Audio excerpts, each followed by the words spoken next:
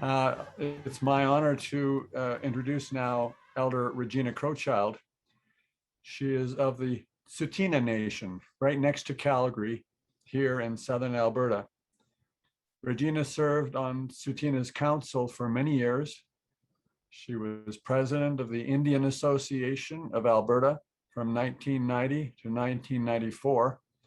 And as president, Regina represented the treaty Indigenous peoples from all three treaties, 6, 7, and 8 in Alberta.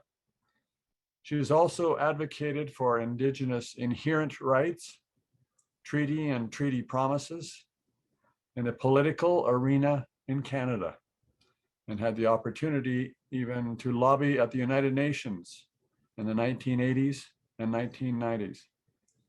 Throughout her adult life, Regina had the opportunity to meet and learn from elders and Indigenous leaders across Canada. I'll now turn the microphone over to Regina. Thank you for joining us today, Regina. Thank you. Okay, nisto na ko na to yeko ko. Get connects much. My English name is Regina Crowchild, and I'm very honored to be here. I know we don't have much time because we spend most of the time on the exercise, but anyway, I'll try my best to try and cover everything as fast as possible because there's so much to look at. But anyway, and I think it's important that you begin to understand what has happened to us over time. So I'm just going to skip to different key areas because I don't want to take up all your time for your questions. But anyway, so prior to in the 14th century, the Pope or the Crown worked with the Pope of the Catholic Church, and they instructed the explorers that once they start exploring, that if they run into land, if they come up to land where there's inhabitants, well, these inhabitants are not human because they're not Christian. So that was the basic understanding.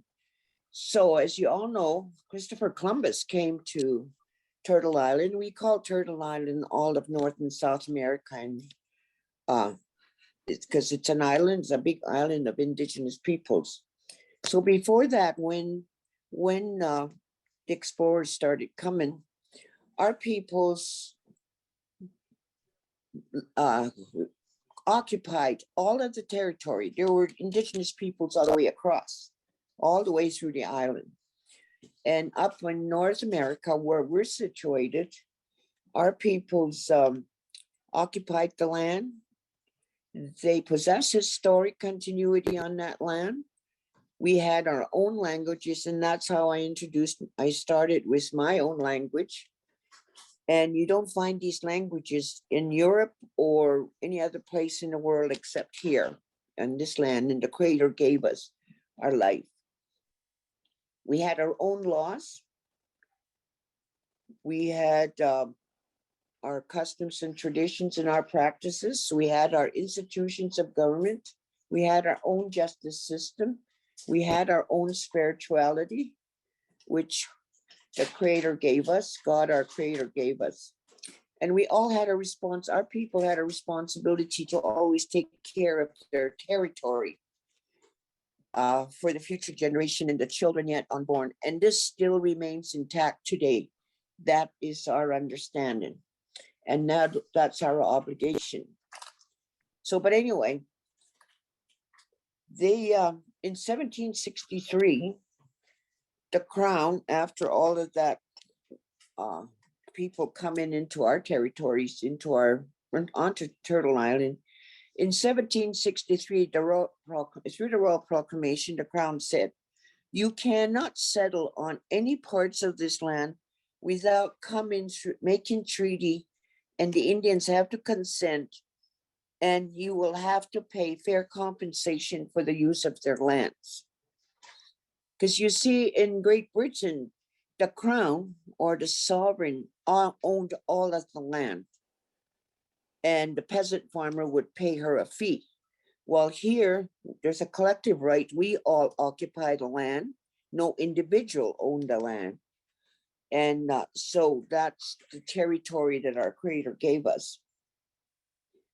And in 1764, the Crown met with, they say, about 2,000 Indians. And that's where the Turo Wampum Belt came from. And in that meeting, the Indians said, well, we call ourselves Indians because that's what Christopher Columbus called us. And all the legal instruments that are in existence refer to us as Indians. We're the indigenous peoples.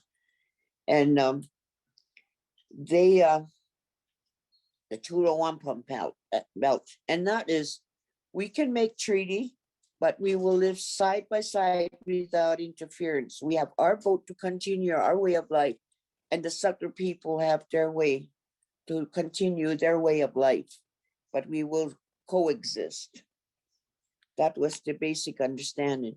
And then there was the Jay Treaty that was between the Crown and the United States. In that Jay Treaty, they said, okay, the Indians can continue to travel because of the international border. They can still go back and forth and they can trade because our people traded amongst each other. And because we had relatives all the way across, like the Dene, which the Dene exist from northern to the territories from here all the way down to the Navajo Nation.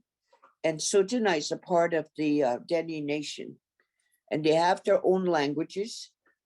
And just like the Blackfoot Confederates or the Blackfoot Nations, they have their own language, which I was raised in because I was originally from the Black tribe who was part of the Blackfoot Nation.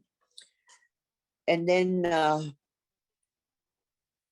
so we all had our own languages, and our peoples continued. They roamed and they traded with one another. So trading was not new to us because our peoples, and we also made our peoples make treaties with one another, whether it was the Crees or with the Blackfoot after, and they used to fight. But anyway, they made treaties and other different nations. But anyway, the treaties were entered into, and from treaties 1 to 11, those are with the Imperial Crown. And right from 1871 to 1921, the last treaty, treaty number 11, was in 1921, and we just celebrated the anniversary of the 100th anniversary of Treaty 11, 100 or 150 years, I can't remember. But anyway, we just celebrated that through Zoom.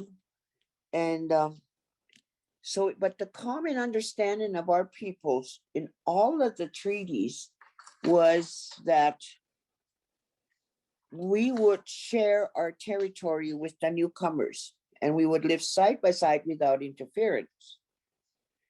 People would continue to travel in their traditional territories to hunt, fish, trap, and gather their medicines and their berries that they needed for livelihood. And the Indians would continue their way of life on the lands that we reserved for ourselves. And the settler people would live their lives. And in exchange for us to share our territories, we would get certain benefits.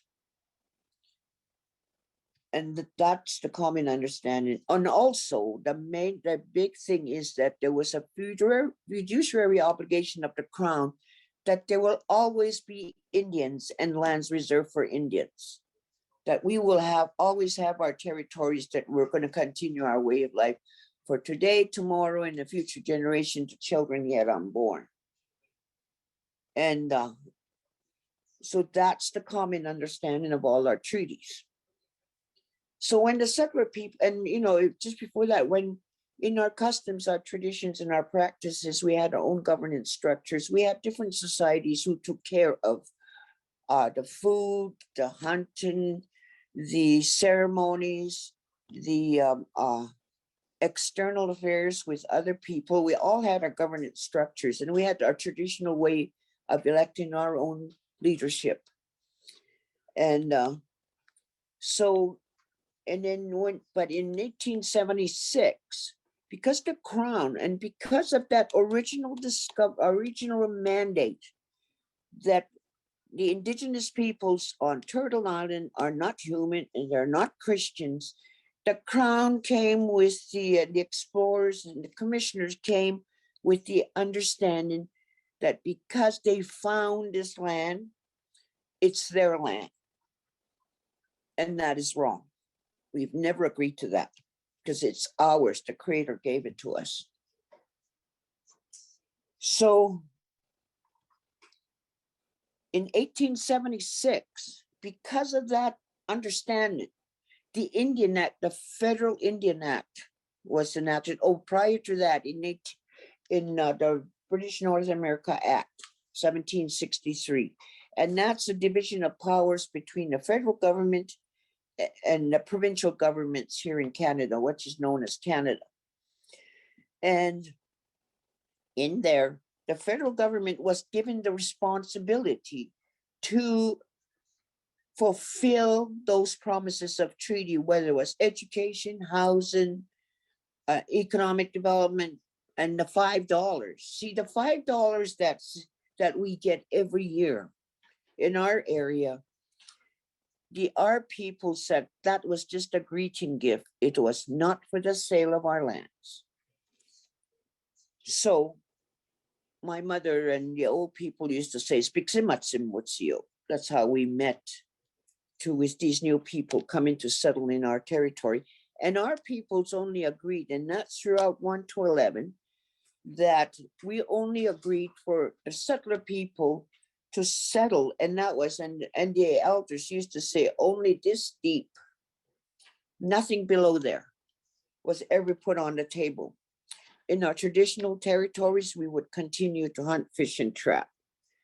So, but when the Federal Indian Act came into being, the commissioners and Canada took away our right of sovereignty that we had, our right to government, our right to lawmaking authority, our right of self-determination, our justice systems, everything. Because they wanted to, because of their assumed title to our territories. And so the basic objective of the Indian Act, the Federal Indian Act, was to get rid of us, kill us off, or assimilate us into the general population so we can be Canadians or British subjects. That was the intent. So, and they gave our right of self-determination, our right of authority over to a Minister of Indian Affairs. John A. Macdonald was the first Prime Minister, and he didn't have any authority, and then he wanted to be Minister of Indian Affairs, then he could control us, have complete authority over the Indians. That was his intent. But anyway, our peoples were stripped, and then here at Sotina, Chief Bullhead, the commissioners wanted to put him south of where Siksika is right now, in Arrowland. It's called Arrowland, the town, little village of Arrowland. But 2 or 3 times overnight, Bullhead would pull his camp and bring his people back to where Sotina is right now, here, and that's where we are. And our peoples identified the area they were going to keep for their territories through mountains, rivers, hills, whatever landmarks that there were. So, and then when the Indian Act came into being, the commissioners and the Indian agents started measuring the land, and they looked at the treaty. And if you can think, in the treaty, it's written in an English language that our peoples didn't understand. There were interpreters used, but in our languages, it's very difficult to translate word for word because we have action words. And it's hard to translate. So our peoples didn't understand the English language, and they say that because of the concept of ownership or assumed title from the British Crown, all those treaties were already pre-written in the English language. And in there, the main thing in there is that that the Indians ceded and surrendered their territory, which was never the case. Our peoples did not understand that, they did not agree to that. And then they used a mark. So they said the commissioners would take a pen or a pencil, whatever it is, and put on the hand, and they would just touch, the Indians would touch it and they'd make an X. The commissioners did. So that was fraud, because our peoples didn't understand that. They had their own understanding of treaty, and that continues to today. But anyway, because of the genocidal tactics and the assimilation, and well, if they couldn't get rid of us, then they would assimilate us into the dominant society and get rid of our treaties so they can legitimize their assumed title to our territories. They put us on reserves, or we got our reserves. They used in there a formula, a family of 5 to 1 square mile. Well, our peoples didn't have those kind of measurements. They didn't understand that, but it's in there. And then the Indian agent came along for each reserve. Our peoples couldn't leave the reserve without a permit from the Indian agent. And if our peoples didn't come back at a certain time, the redcoats, who are the RCMP today, would go and get them and bring them back. And anybody that didn't follow whatever was said by the Indian agent or to the written text of the treaty, they would be punished. Also in the Indian Act, before that, when it first started, the Indian agents gave infested blankets to the Indians because it was cold and the buffalo had roamed away. There was limited supply of the buffalo that we used for our food, clothing, shelter, everything that we needed. The commissioners gave, or the Indian agents gave infested blankets to the Indians that were infested with smallpox. Many of our people died, but not everybody died. But our numbers dwindled in small, there weren't as many Indians. And then in the Indian Act, they put us into residential schools.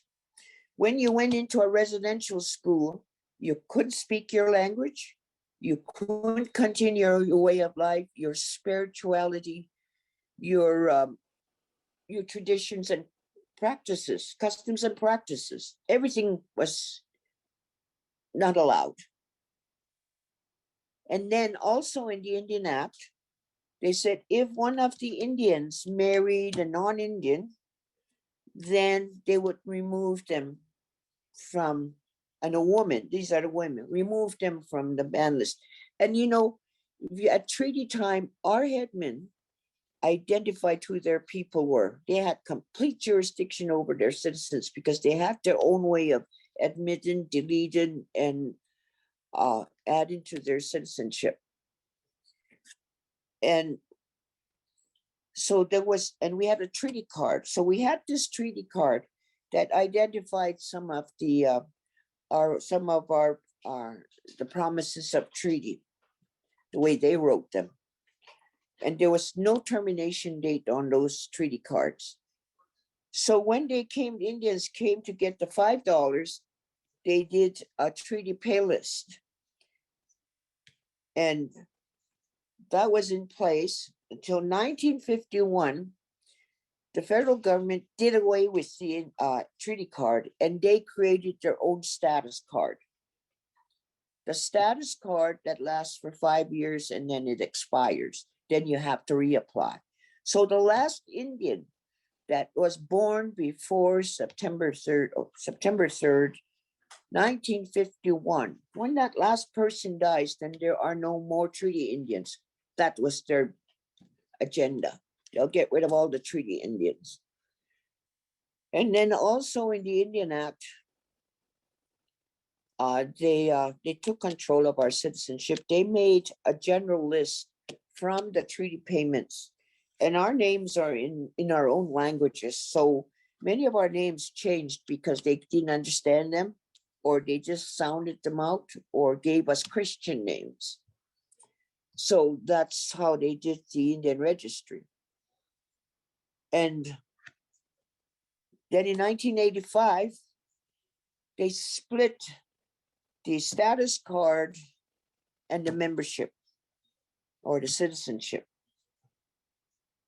Before, once you were a citizen by birth, marriage, adoption, or whatever, you automatically became a citizen of that tribe, of that nation.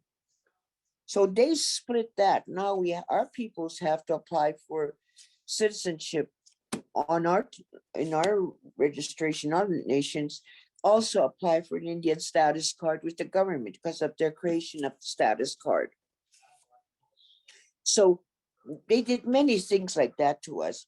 Then they put the elective system. We could no longer, usually when a child or a man or a chief or our headman, they watch from when a child is small, that child is trained to protect and care for his people. And as an adult, once that person gained the trust and the respect of the people, and that he's going to care for, they displayed that their care for the people, the protection of those people, and the chief or a headman, when they wanted to pass on that responsibility, they would pass it on to that person. So it was a traditional way of handing down leadership. There was no election. It was just a traditional way. Well, they took that away, and they introduced the Indians to elect.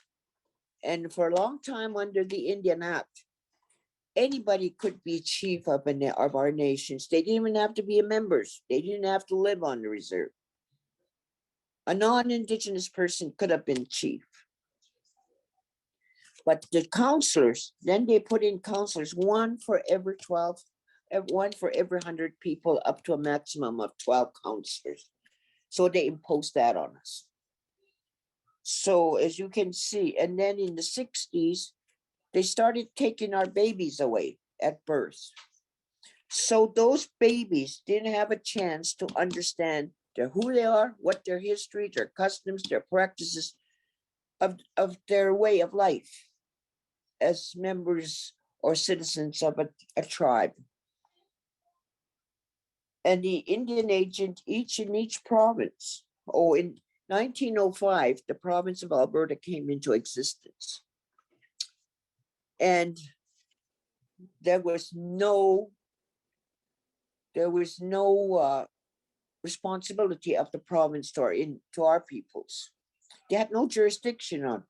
However, in the Indian Act, and because we have an oral history, our people, we just handed down our practices, our laws, our traditional learning, everything by, orally. We passed that on. And then in the Indian Act, they put under Section 88, all laws of general application apply to the Indians, meaning are subject to treaty and other federal legislation. Meaning, if the province had written laws, they would apply to us. So we become citizens or provincial people, no longer our own people. If this federal legislation, that federal legislation applied to us, but subject to treaty. And because we have a difference of understanding what the treaty was all about, we've had many problems which still continue today. So our people start, and then 1930, under the Natural Resources Transfer Agreement, the federal government enacted and gave all the mineral rights and the traditional territories over to the province. In there, they said if an Indian makes a land claim, then the province has to give up that land on unoccupied land. So that was the understanding. And this was done without our consent. So make a long story short, they took away our mineral rights, our natural resources because of their assumed title. So many things like that, the legislations have always interfered in our way of life. And the Indian agent through the Department of Indian Affairs would carry out promises or carry out what they determine as promises of treaty, whether it's education, health, economic, whatever was in there. And they control that. So they gave us whatever we want, whatever they wanted to give us. And of course, when the federal government gave the allocations across the provinces and the territories, that was always limited. And 40% of that money went to the administration of Indian affairs. We don't know where 20% is, and the rest was given, split amongst the tribes in each of the province. So we never got to really enjoy the promises of treaty. So treaties 1 to 11 are with the imperial crown. There are international treaties. Then there's other treaties. See, when the Royal Proclamation only went up to the Rockies, British Columbia, which is now known as British Columbia, was already a British colony. So it didn't go there. And then in Treaty 8, Northern BC, in Fort St. John area, that wasn't covered. So that's part of treaties, Treaty 1 to 11 with the imperial crown. And they extend from Ontario, Manitoba, Saskatchewan, Alberta, and in Northern BC, in the territories. That's where treaties 1 to 11, those are international treaties. BC, many of BC's today have domestic treaties with Canada. Our treaties are not with Canada. Canada is only in our territories because of our treaties. And then there's the pre-Confederation treaties down east. Those were done prior to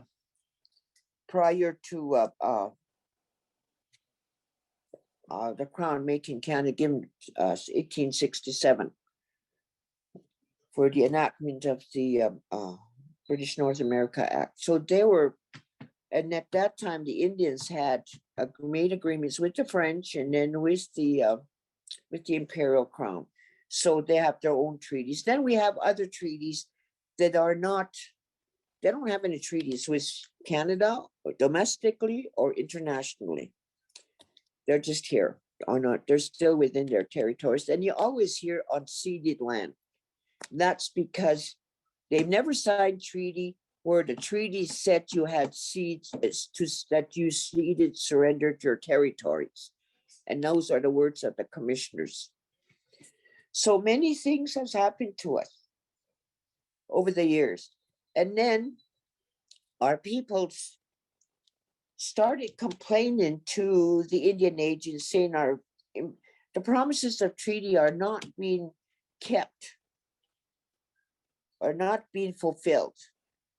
So John Diefenbaker in 1960 decided, okay, we'll give the Indians the right to vote in Canadian elections. And he told the Indians, if you vote, you don't just have Indian affairs, because they're Indian affairs, they just, your complaints just go as far as Indian affairs and then nowhere else.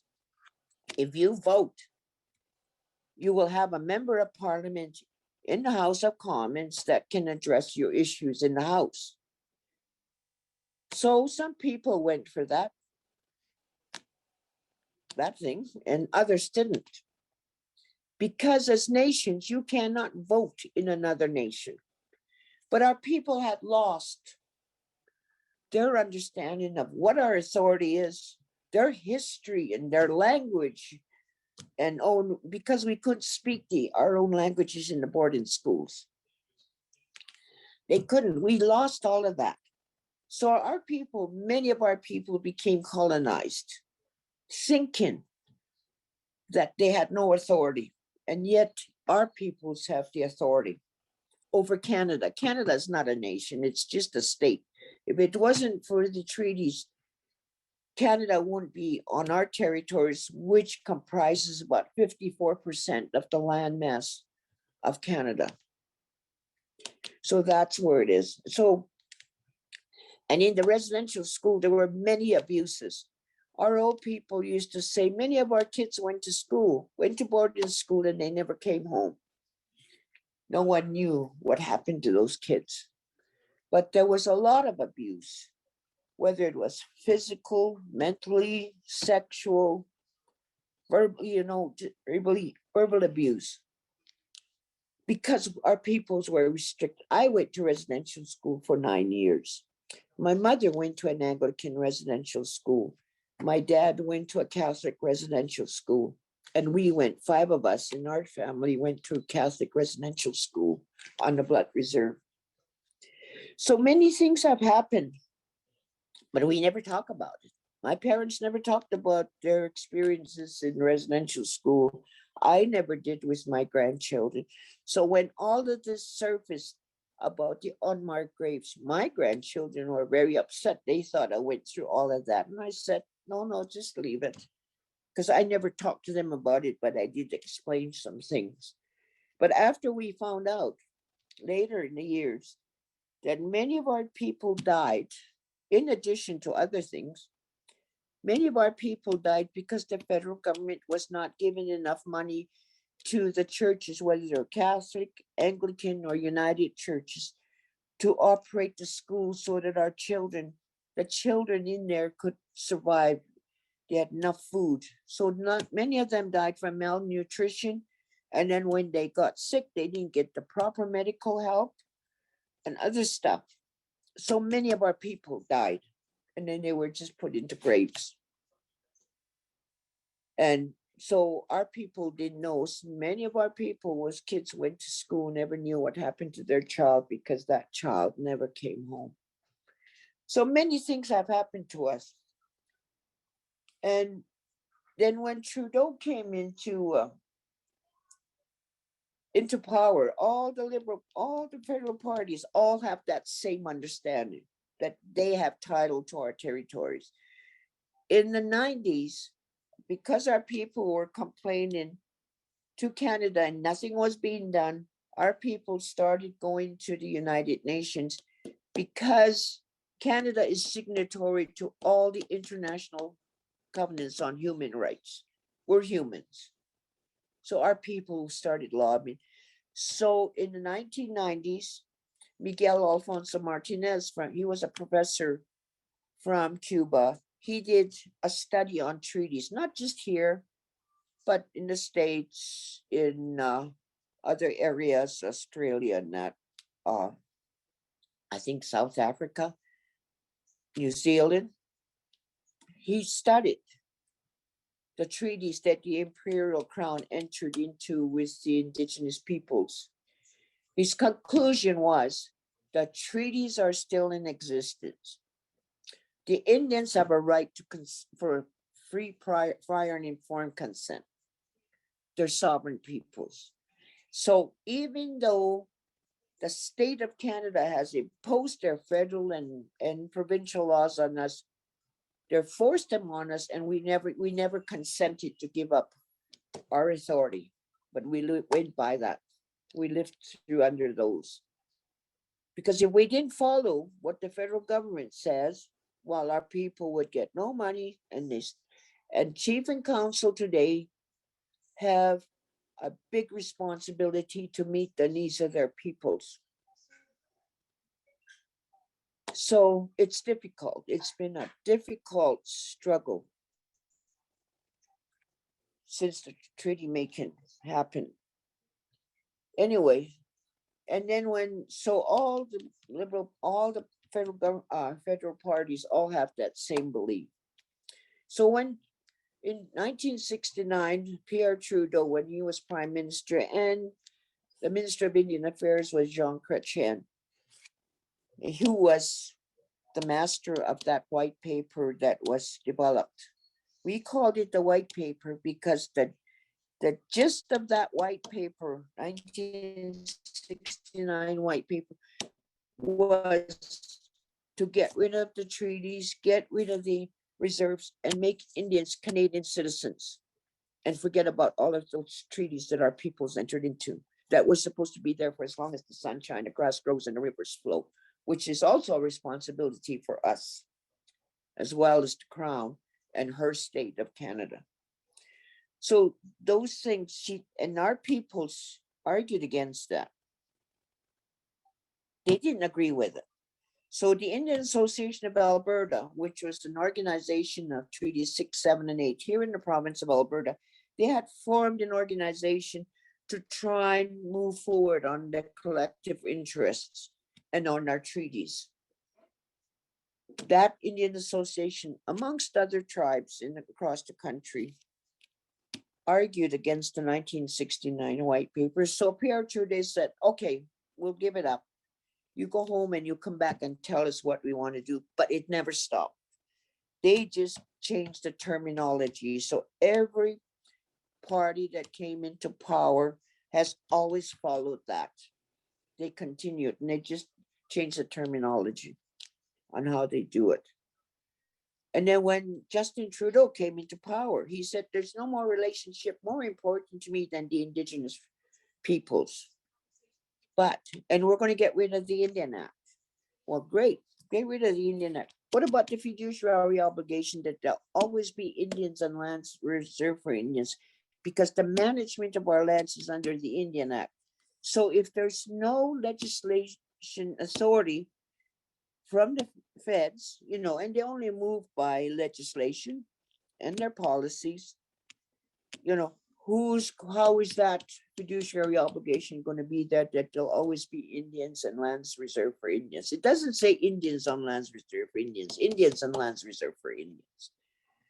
But anyway, he made several promises to us. So he's going to get rid of the Indian Act, and we're still in the process. So what they're doing is they're enacting other legislations where they still are the supreme power. They delegate authority to, and they use our own people to delegate authority to the First Nations, and they'll give them money. If you don't follow those, you don't get money. So, and we're restricted. So they're still moving forward. And it's been really difficult for our peoples to live in this kind of environment. But many of our people don't understand who they are and what their history is and what their authority is. And they think Canada has the complete authority because they lost all of that through boarding schools, through the 60s group. And then people are being removed from their communities, to be in a dominant society. All of those things that happened to us. But anyway, a few years back, because Canada is signatory to the International Covenants on Human Rights, there's a committee in the United Nations called CERD. That's the Committee on the Elimination of Racial Discrimination. That committee, our people started going over there and informing them of how our people are being treated, and our human rights were violated. So that committee asked Canada, how did you assume title to the territories, to the Indian lands? Canada said, well, we can't answer that right now, but give us time and we'll give you an answer. To this date, they have never given an answer. Never. And then our people started going into again, through participation at UN lobby and at the UN level. And I went there a couple of times, and we had to lobby the different countries to try and get our rights recognized, and ours as humans to begin with, and that we have human rights. And then there was a committee started working on the rights of Indigenous peoples. But in Article 46, it says, see, we have all of our rights recognized, like right of self-determination, free, prior, and informed consent, everything in there, that's in there. But the states, nothing in this was going to affect the states' legislations. So if you look at that, and then it came to Canada, and when it was brought, when that declaration, there's a lot of good things in there, but the process was, I don't know, wasn't right. When they took that declaration to the United Nations, all the United Nations passed it except for 4. That was Canada, they voted against it, United States, Australia, and New Zealand. Those government heads voted against it, but it passed. And then they quietly started agreeing to accepting it. And now with Trudeau, Justin Trudeau, well, there was an independent legislation that was submitted by an independent, by a member of parliament, and he died before this last election or a couple elections. And then now Justin Trudeau introduced it in this last term before the election introduced it into House. And many of us treaty peoples argued against it. We did not support it because what they're doing is they're conforming the declaration to Canadian law. Canadian laws should be conforming to the declaration. So Canada retains that power over us. So yes, we disagreed with that. Although it has good, the articles are good, they set out a good standards, but Canada still has to control, which is not right because we are sovereign nations. We never given up our right to our sovereignty and our authority. But Canada continues to have that hold on us. And so those things are happening. And then in 1982, in the patriation of the Constitution Act of 1982, the Crown was transferring that constitutional instrument to Canada, so Canada can have more freedom. And our peoples, the Indian Association, challenged that because there was nothing to deal with our treaty and our inherent rights in there. So anyway, the end result was Section 35. It says that to respect, Section 35, what does it say? I can't remember. Anyway, to recognize and affirm treaty and Aboriginal rights. And they call it Aboriginal rights because they put us into one big lump sum, one big pot of all the Indigenous peoples across Canada. And Peter Lougheed was the premier at that time, and he was not happy with that. He didn't agree with it, and he wanted the word existent in front of it. So anyway, they ended up putting the existent, but us, to our people, I understand, well, that's fine, he could put it, because we've never given our consent to extinguish our rights. And just because Canada's imposed their laws on us doesn't mean that we've consented to giving up our treaties or our rights. So it's still in existence for us. So that's where it's at. But under Section 25, it also says that the state cannot go behind, I guess the best way to explain it is they can't go behind doors and abrogate or jeopardize our rights of the treaty, our rights. But they do that anyway. And how they're doing that is they go to an organization, the national organizations like the AFN. The AFN, Assembly of First Nations, is an organization of all the chiefs of across Canada, 634 chiefs approximately. That's an organization. And all those chiefs come from different backgrounds, domestic treaties, international treaties, pre-confederation treaties, some no treaties. They all lump us together. And in order to get our consent, the feds work with those national organizations.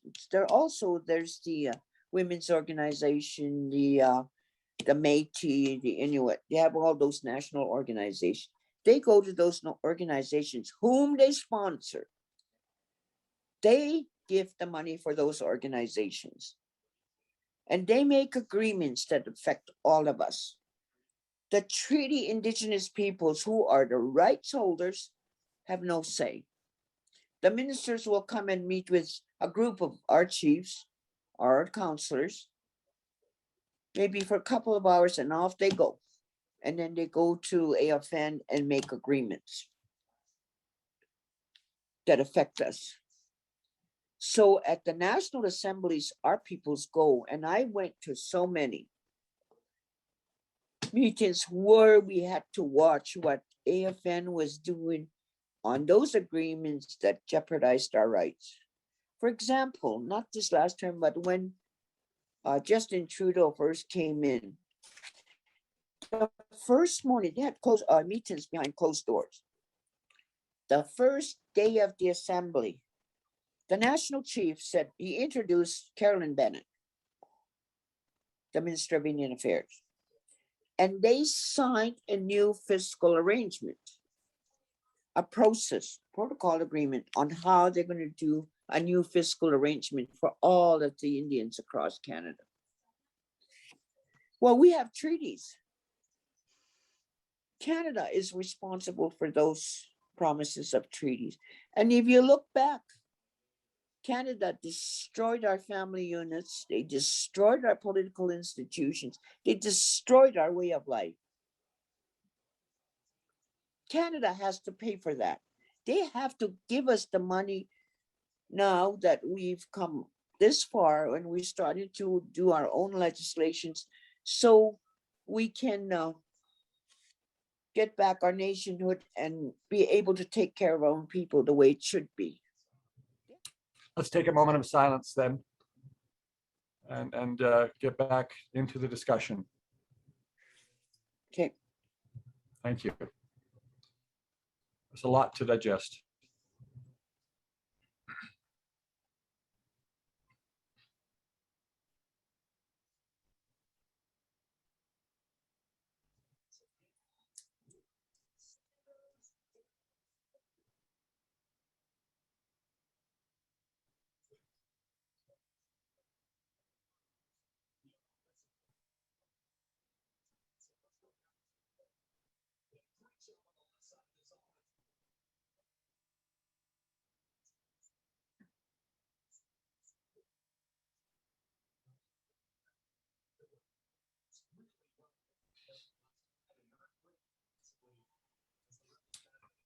Okay, welcome back, everyone. Would you like to say some more, Regina, or would you like to try to connect through questions? I can go through questions because we don't have that much time. But anyway, the Truth and Reconciliation, there were 94 calls to action. But again, they set up a commission that Government of Canada paid for. And there are things in the call to action, like saying Canada should legislate over our languages, over our child and family, because many of our kids are in the child and welfare system, and certain things, but still giving Canada the authority to legislate over us. That's all I'm saying. So we don't agree with many of those Truth and Reconciliation.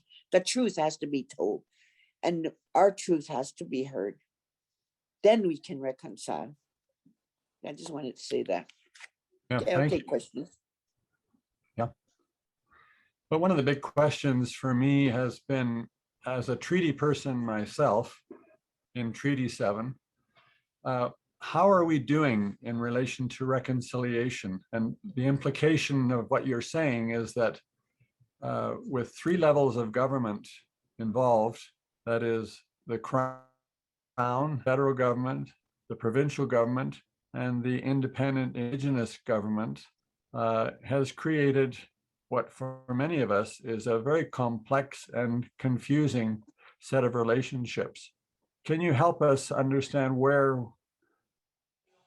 the most important change needs to happen for us to get to constructive dialogue, I guess, and more decision-making that reflects the Indigenous rights and treaty rights?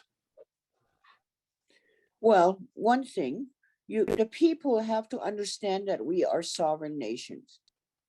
Federal and provincial laws cannot come on us, cannot continue to be forced on us. We're doing our own laws now in English, and to assert our jurisdiction. Many of us haven't been able to do that because they don't have the financial resources to do that. But I know here at Tsuut'ina, we've moved along and we've done quite a few. So the federal and the provincial government has no control here. They have no jurisdiction on our lands. So I think the most important thing is that Canadians and Albertans begin to understand that the treaty is the supreme law of this land. We are sovereign nations. The state of Canada is, well, it's established from the imperial crown. That's why there's a governor general. The governor general represents the queen. The governor general has to sign those legislations for those legislations to be in effect in federally, and then the lieutenant governors in the provinces have to sign in order for their legislations to be enacted. Ours, we don't.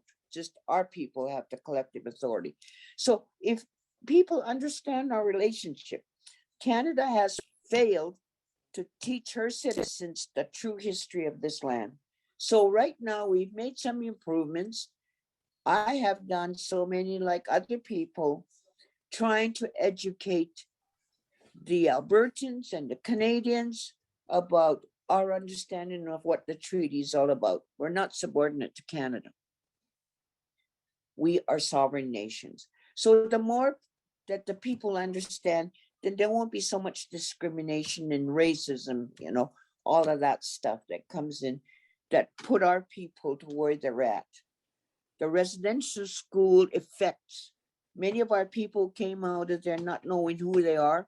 They ended up on the street. They ended up drinking, now drugs, because they were lost. There was no hope for them. And many of our people are in these institutions. Our children are still out there. We're still trying to bring them home. So if people and Canadians understood, and they need to take the time to understand this, you can't just learn it in 20 minutes or half an hour. It's a lot. It surely is. Perhaps there are other questions from the members. Please feel free to write them in the chat or put up a hand and you can speak to it directly. Yeah, I think there is this one question for Regina. What do you see as the most important step, or perhaps three, that people on this call and listening to people who are listening to this session can take to support the First Nations? Well, one thing that you can do is try and learn more about it, you know, and understand our perspective from our understanding, because all we've had is the state of Canada's understanding, which is not in accordance to the spirit and intent of our treaties and who we are. So the more you learn, the more time you take to learn about it and sit down with our peoples, and not all our peoples understanding either, because like I said, they're colonized because they didn't have that opportunity to learn. Many of us had that opportunity because my father was a treaty advocate. He knew what he was, so he made sure I understood and he taught us. So you got to learn more, and not everything that is written in the English language is true. I'm Catholic. And if you look at the residential schools, what has happened, what has serviced, well, our people, many of our people knew what happened. They just didn't talk about it, or when they did, no one listened. And today, many of our people call the church down. Well, I don't blame God. I don't blame God for what has happened, because God loves us all. And he made the Catholic Church. Jesus made the Catholic Church. And I don't pray to humans. As humans, we have a right to make a choice. We all have choices. And we're not God. So we make mistakes, but we have a merciful God. And I believe in God. I just wanted to say that because many people have turned against our church. And that's not right. Well, that relates to a question that's come through in chat, Regina. And the question this person is raising is whether or not there are a special message that you have for the Catholic Church and for the Catholic community, in which they can play a more significant role in healing the relationships. Yeah, well, see, the Catholic Church, the bishops have they have apologized. See, I recognize that the bishops today, many of them, have no knowledge of what happened in the residential schools. Everybody's responsible for their own actions. However, saying that, and our peoples, many of our peoples want the Pope to apologize. And the Pope hasn't.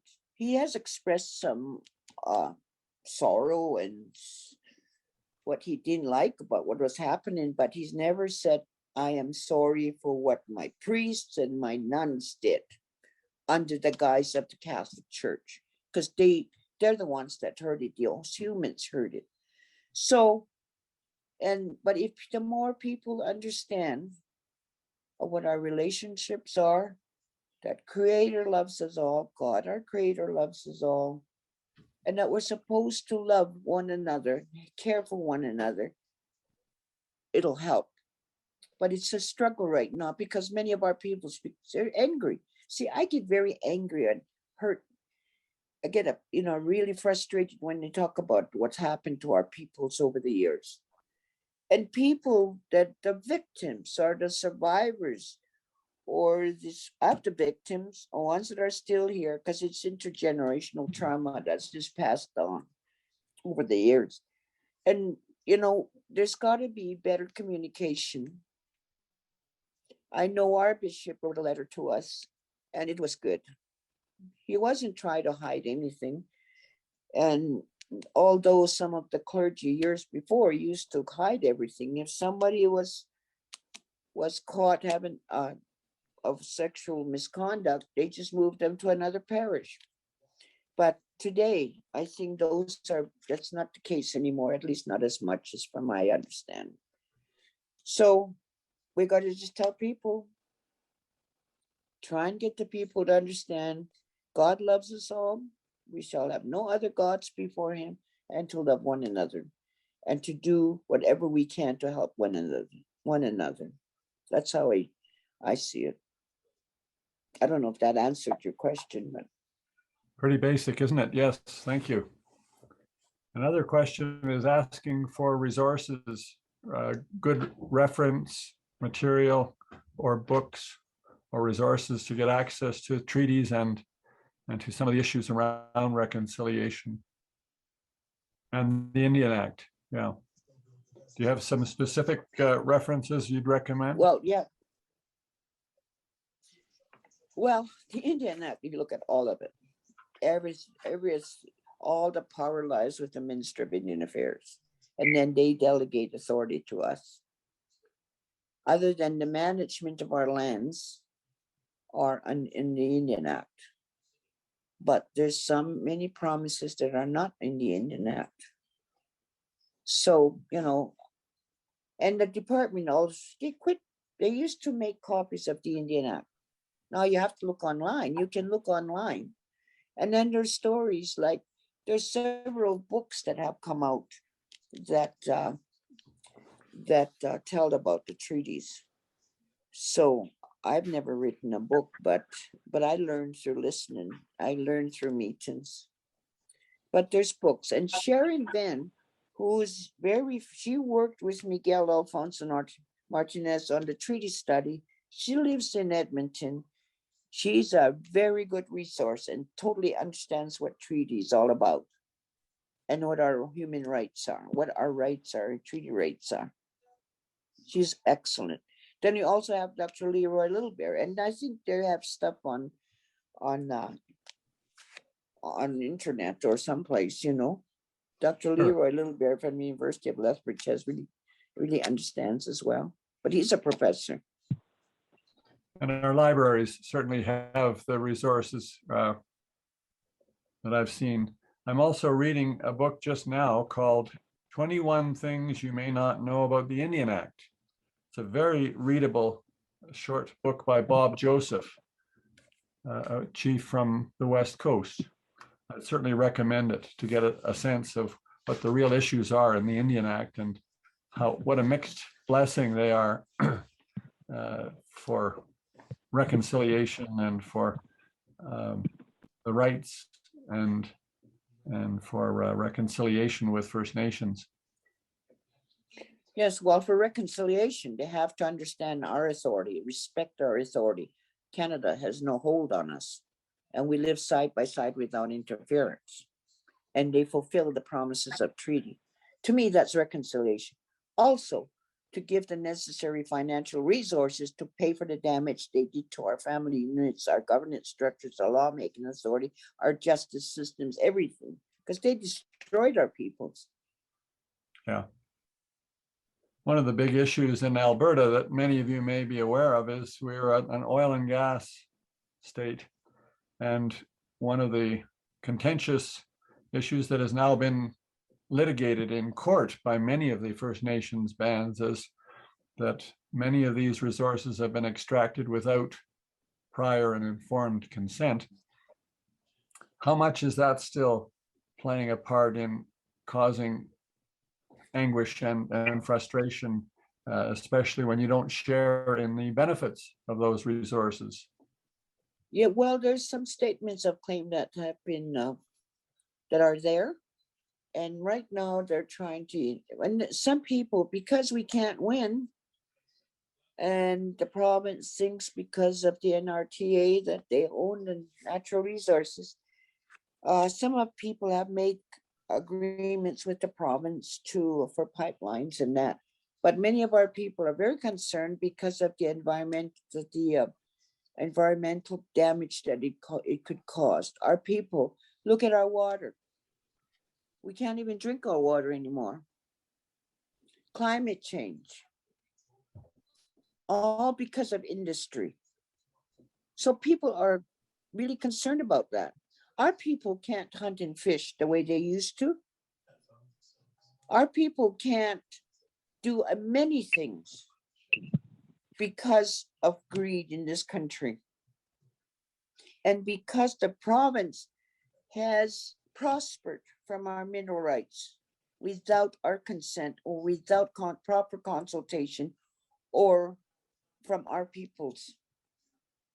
They work on their own, thinking they have the supreme power over us. So there's so many things to look at. And pipelines, yes, environmental damage, what it's doing to the ground, to the earth. We live in a very sad world. Everything's being damaged. Look at the Arctic.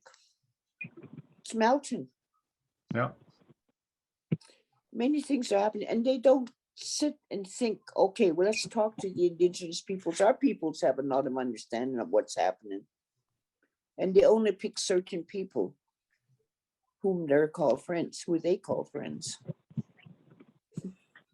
We would do well in this culture to learn the fundamental values and practices of First Nations people if we're serious about getting a handle on some of these critical environmental issues, including climate change. We're very slow in recognizing that truth that you folks have practiced for thousands of years. There's one more question from Ann Hartnell in British Columbia, who writes, I'm from BC and there are no treaties or very few treaties in BC. If you had the opportunity to speak to politicians in British Columbia, what would you want them to hear about resolving Indigenous and Western culture conflicts? Well, I've had the opportunity to speak to some leaders from British Columbia. And I've always encouraged them to understand the authority they have as nations. They they own their territory. And I don't know what agreements they had with the Imperial Crown, but they have the authority. And that's we have that in common across this country. We occupy, we own our territory. We hold title to our territory. But our people don't say, I own it, because we always have to look after this land for future generations, so that we don't, through greed, our own greed, that we don't hurt the land, you know? But the land is so key, the territory is so key, and that's what we possess. Our people have possessed it historically from time immemorial. So, but I've always told that to the chiefs. Even marijuana, when marijuana became legal, I met with some of those people in BC. There was a conference, and I told them, you have the authority to, if you want to make money on marijuana for medicinal marijuana, you can do that. That's in your authority. You don't have to wait for federal legislation or provincial legislation to do something. And I know, and I went to one community, I can't remember where it was at, but they did their own, they started selling, they grew it, they harvested, and they started selling their own medicinal marijuana. I like the medicinal, well, I've never used it, but the medicinal marijuana, I've seen people that have recovered through that. I mean, I'm not into marijuana, but I've seen people get cured through that. Yeah, it So I've has, done it. yeah, it has strengths. Joy, I think, has some comments, but if you have a few minutes to just summarize your key messages to us today, Regina, what would you want to say to us as we close off the conversation? Well, I would suggest that that the world begins to understand what the treaties are all about, the spirit and intent of our treaties, and get the Indigenous perspective on it, not just the settler people's perspective on it or the Crown's, but our perspective, and start really totally respecting and allowing us to redeem ourselves for our own people, to our own people, so we can correct the wrongs that Canada did to us ourselves, that we correct that and learn more and understand, basically understand that we are humans and we're not subordinate to the state of Canada or to the Crown. We are equal partners with the Crown, but learn more as much as you can. Very good summary. Thank you. Thank you so much for many comments and many issues for us to learn more about, especially those of us who live in treaty and want to support treaty and be active in reconciliation over the many wounds that our political forebears and perhaps current politicians have inflicted upon First Nations. So thank you very much. And I'll turn it over to Joy now to close off. Okay, just before you close up, I just wanted to say, I hope I get very excited, very angry, when I'm talking about our relationship. I'm not angry at you.